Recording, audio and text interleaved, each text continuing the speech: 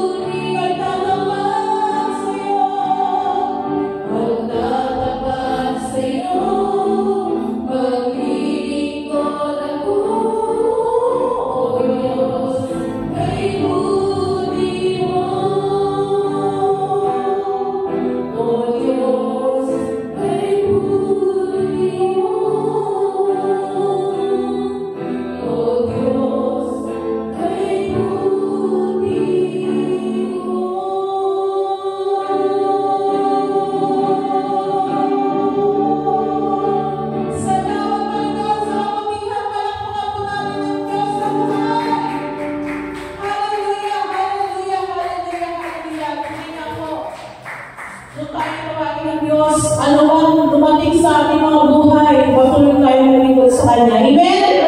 Hallelujah. Napakabuti po ng Diyos. Lagi po ipinagsisigawan niya tayo. Tunay na po. Doon na ngayon nararanasan po natin o natin ang Kanyang masigalang pag-ibig sa ating pagbuhay. Amen?